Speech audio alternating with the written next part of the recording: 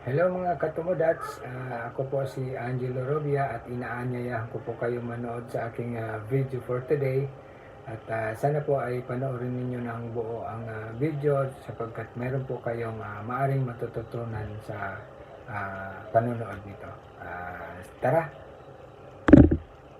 So yun nga mga katumodats, maglilinis tayo ng aircon at mayroong tornilyo dito. Dalawang tornilyo yan. At pagkatapos, tanggalin yung aircon pad ventilator at pwede nang baklasin yung cover. So, ayan lang po. Madali lang po yung baklasin. Ang susunod na tatanggalin natin ay yung drain liner. At ito ay wala ng mga tornilyo. So, madali lang siyang tatanggalin dahil may mga maliliit na lock lang ito sa kabilaang dulo. Pag naiangat na natin yan, tatanggalin natin yung maliit na sakit ng wire dito para sa aircon pad ventilator. Sana matapos nyo ang panonood sa video na ito guys. Pag baklas nito ay dapat kukuha tayo ng basahan, dry na basahan. Ayan, kasi meron pa siyang tubig. So, i-dry lang muna natin yan para hindi mabuhos doon sa sahig.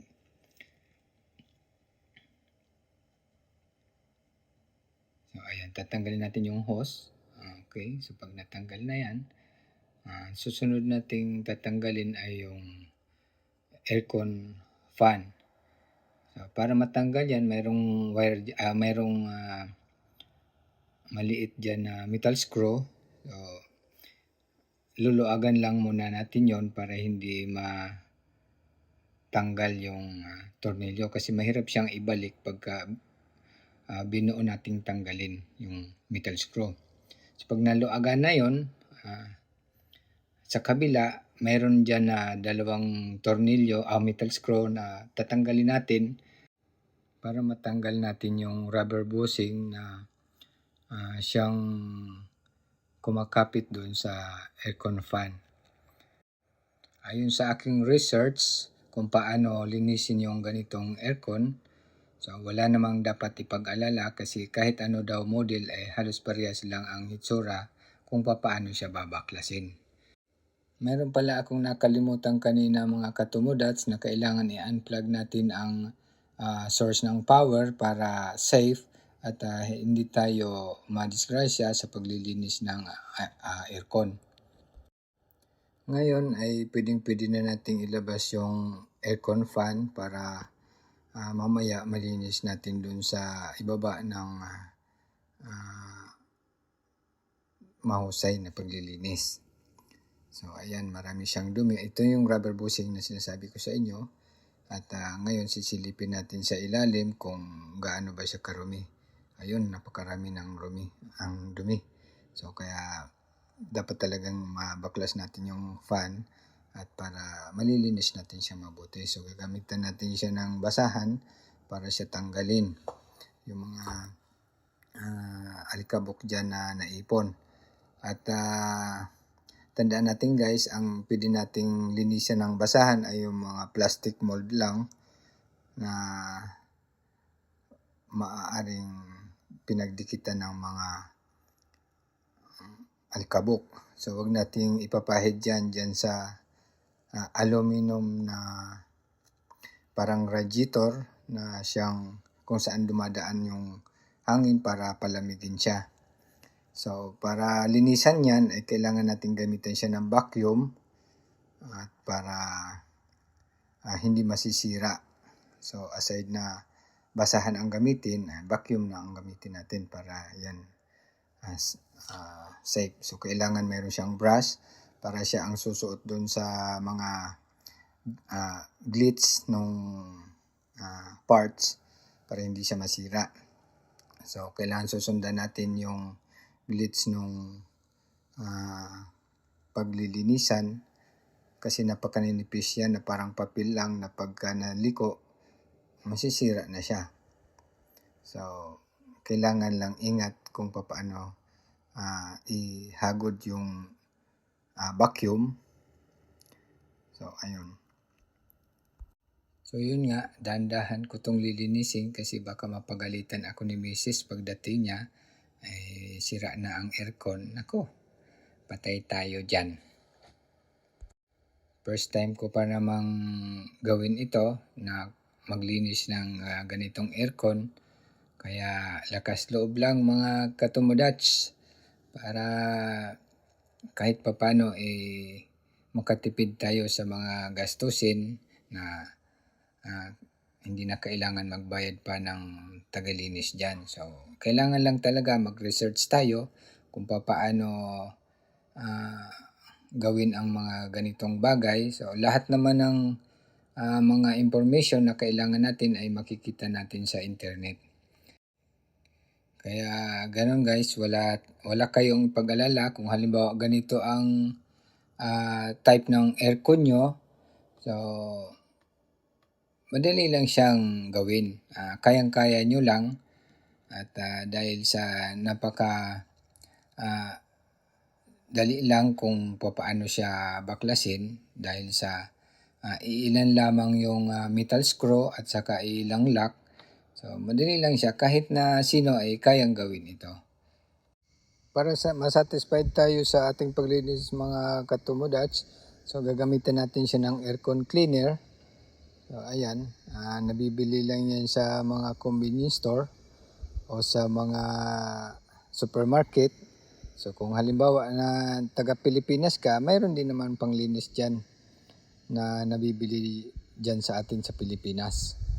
So, ayun, i-spray lang natin yan at para matunaw yung dumi, yung mga alikabok at saka a-applyan natin ulit siya ng vacuum para higupin lahat yung mga natitirang dumi dyan sa ilalim. So, ayun, yung mga in-spray natin na tumama dun sa wall, so lilinisan natin yun para maayos. So ayan, titirahin na natin yan ng vacuum. Padahan-dahan lang. So yun nga, hindi natin naman kailangan magmadali. Basta importante, malinis natin yan ng mabuti at para mapresko ang lalabas na hangin.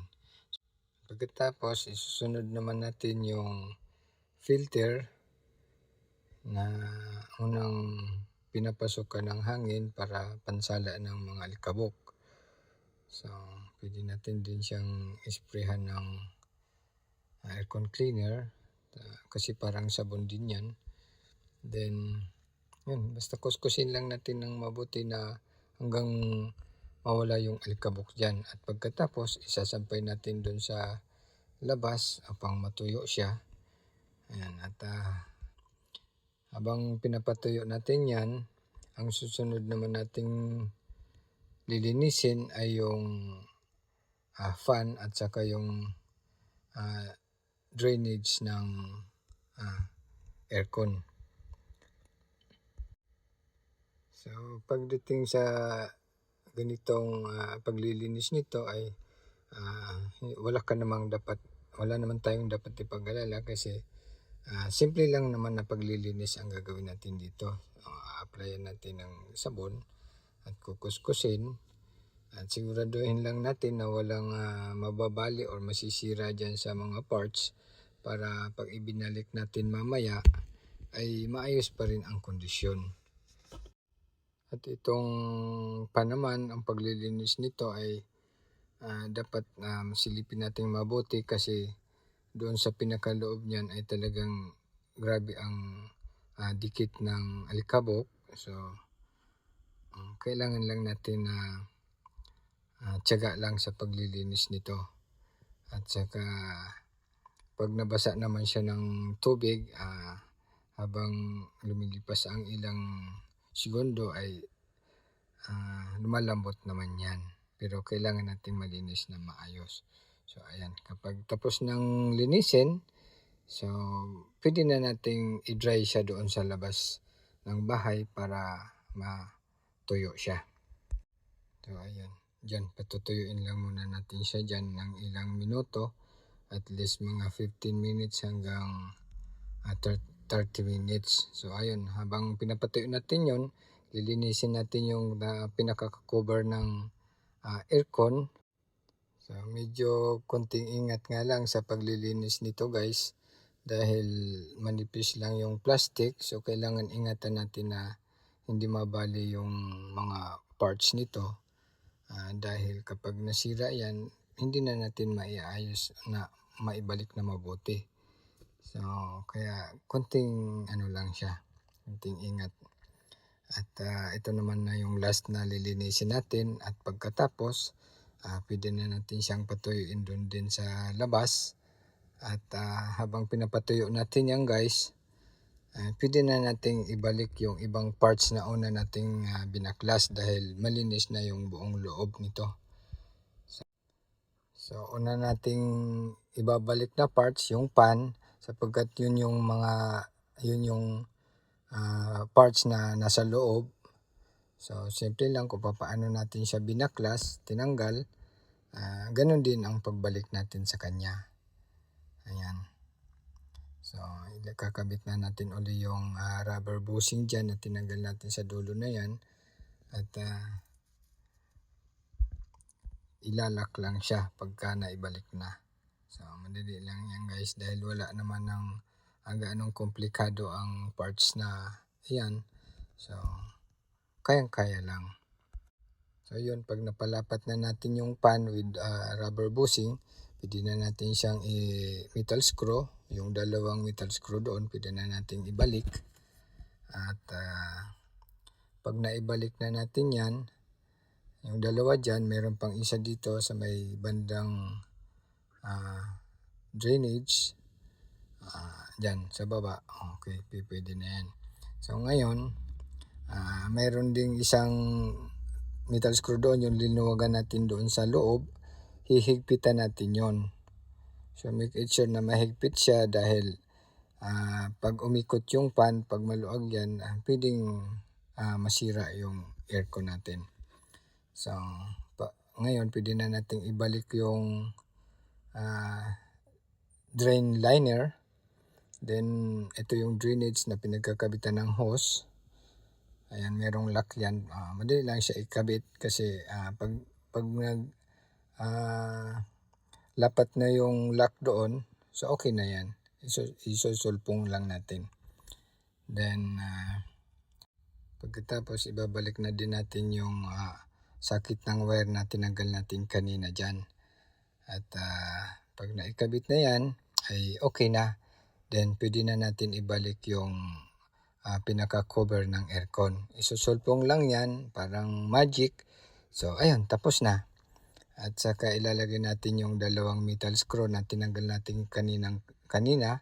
At pag nailagay na yung screw, ibabalik na rin natin yung hiding cover ng metal screw.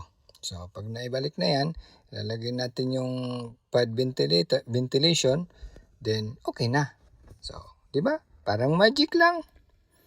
At nakalimutan ko pala, mayroon pa palang filter na kailangan natin ikabit. So, para pansala yan ng alikabok. Then, pwede na natin testingin pa anda rin. So, dahil tapos na siya, yan, plug in na natin yung power. Then, paanda rin na habang nanonood tayo ng TV. So ayan guys, marami pong salamat sa panonood, at sana'y nagustuhan ninyo ito, at mayroon kayong natutunan. Kung pwede, ipakishare naman po para marami din pong makapanood. Salamat!